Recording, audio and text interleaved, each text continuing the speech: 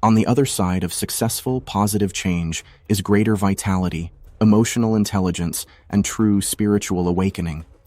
The three-step process is grounded in what longitudinal research teaches us about how to break a bad habit and create greater vitality. While the three-step model sounds linear, in reality, there is great interdependence between each step. Whether you're here to learn how to break bad habits or learn what actually works to reprogram your subconscious mind, bookmark this video because we'll share exactly what works to make self-improvement and personal development stick in a way that you can put this knowledge to work today. Here is an overview of the three-step process. Step 1, aware. Step 2, feed intent. Step 3, weed constraints. This video will unwrap each step, then circle back again to reveal the most actionable way to put this into practice today. Let's unwrap step 1. Aware. We can't influence what is outside of our awareness. Also, emotions that remain unacknowledged come back until they are acknowledged. If you check in with your inner world right now, you can sense emotions, get a sense of the general vibe, and even detect the stories that come from your beliefs. Hold it all as you would a butterfly in your hand, with interest but also spaciousness, able to stay or fly away. We approach awareness this way because pushing away emotions energizes them. Creating new stories about emotions also energizes them. For example, if you sense heaviness or grief, it can be as it is. Or you can create a story that sounds very permanent, that grief is who you are and has been your whole life. Just let the emotions be as they are as you relax into the awareness of being aware, allowing it all to be as it is and giving it permission to release.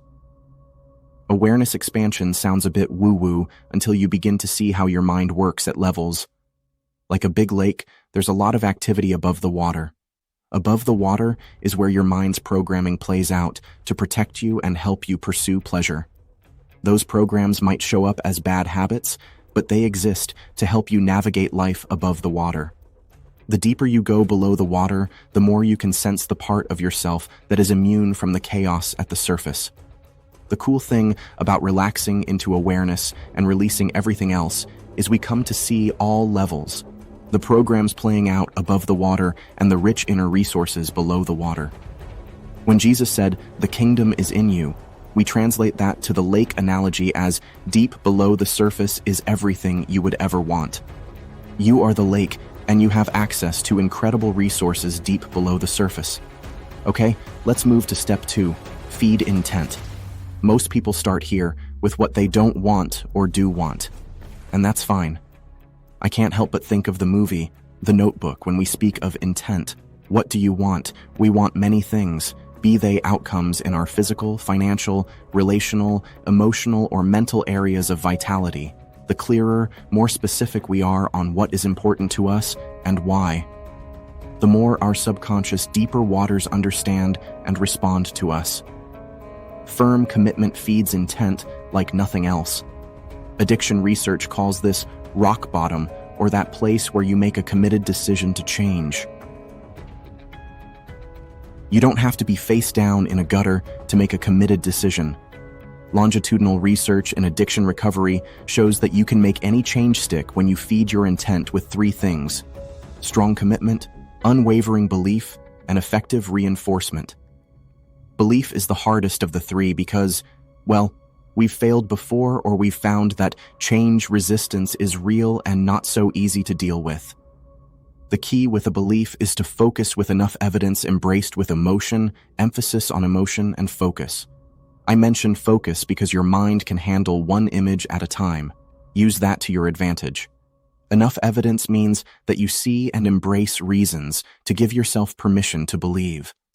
In practical terms, a thought, image, or story held in the mind with positive feelings frequently becomes your reality. You know that nut job that believes silly things like the earth is flat? They gave themselves permission to embrace a thought, image, or story and did so with emotion over time that it became their reality. With cult-like beliefs, the emotion is usually rooted in elitism or feeling the emotion of superiority, that they know things that others don't. You know that highly successful person you admire that has unstoppable beliefs? They too gave themselves permission to embrace an empowering thought, image, or story with emotion over time, and it became their reality. That's how belief programming works, to either drive them into mind-numbing stupidity or empowering ways of being in the world. But both have their emotional payoffs and were created with the same process. Master the process of belief programming, and you'll reap the benefits. That brings up to step 3, which is weed constraints. When you feed a more empowering way of being, you run up against the old programming. Don't fight it. Dance with it. Your old programming showed up because you needed it. You bite your nails in response to tension. It wasn't your best response, but that bad habit served a purpose. Awareness helps you understand the original purpose and appreciate it. Did you use victim stories to draw people to you, but you ended up driving everyone away because of it? There was a purpose for this behavior. See it and appreciate the purpose. Because when you are able to thank the old behavior and recognize the purpose it served, you can now visualize the more skillful behavior with emotion as the way to meet that need. If you hate the old bad behavior, you energize it. If, with clear awareness, you see the purpose the behavior served, you're in a position to feed or program a more skillful behavior. Do affirmations work? Not if the programming of the old behavior remains outside your awareness.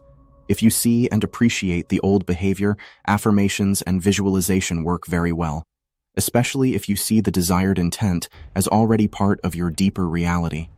Now let's come back to the 3-step process and give you actions that can make a difference today. Step 1 is awareness. Let's deepen and expand it. Many times a day, relax into the awareness of being aware. This takes about a minute and can be done anytime, anywhere. Get good at expanding awareness by relaxing and releasing, holding all emotions, vibes, stories, beliefs, as you would the proverbial butterfly in your hand. Acknowledge what is there and thank it because everything is there for a purpose. Allow yourself to see the purposes served by every emotion, belief, or vibration if you prefer. Permit it to release when it's ready. Release like a wave folding back into the ocean. Relax a little deeper into your intent. See it with gratitude as if it's already part of your reality at the surface or in your waking life. Let yourself marinate in the positive emotions of knowing that your intent is already done and see it rise to the surface in your waking life and appreciate how it plays out in what you do daily. Notice also any resistance, stories, or anything that seems to push against this vision. Welcome resistance or knowing or seeing what pushes back. Some call this your shadow, but it's just ways you've used your energy to protect yourself. Thank the resistance for showing itself. I ask the resistance if it's ready to fold back into my core, helping me manifest a more skillful response to the purpose it served. I let all this go, release it, and start to focus on ways I can reinforce my intent in more traditional ways. If your deeper mind associates pleasure with more skillful behavior or intent, your mind will run with it as a new program. You feed your intention every time you imagine it with positive emotions. Behave in alignment with the intent. Believe that you are a person who embodies this intent. Get encouragement from others to behave in alignment with the intent, or live in an environment that makes it easy to do the intent or reinforces the intent through symbols. Feeding an intention starves the old behavior. You know this from your experience growing up. You embraced walking and didn't bother to do anything about crawling, and that worked well. Likewise, the more you feed the new, the old loses energy, especially if your subconscious mind sees the more skillful intent as the way to meet the old purpose. For example, I ate too much or poorly to meet the purpose of not missing out on pleasure. When I helped my mind see choices for a lean, healthy body as the way to not miss out on pleasure, I embraced this intent more easily. Use awareness meditation to see the underlying purpose behind bad habits. Then, use visualization to imagine your intention or new behavior meeting that purpose, but with greater skill. Feed your mind with the best books, empowering thoughts, and surround yourself with people who reinforce higher vibrations. Then, in your normal waking life, Use willpower to act in alignment with your intention. Choose it, expect it, and reinforce it. Nothing shows self-compassion more than reprogramming your mind to reveal greater vitality. Be patient with yourself and use every perceived setback as a learning opportunity. Setbacks reveal the subconscious programs that are there so we can learn about their purpose and invite that part of ourselves to support that same purpose with more skillful behavior. Change gets easier when you realize and see your intent as already being part of your deeper self, now just emerging into your surface world. Thanks for joining us today at the Change Capability Institute. Subscribe to support our work.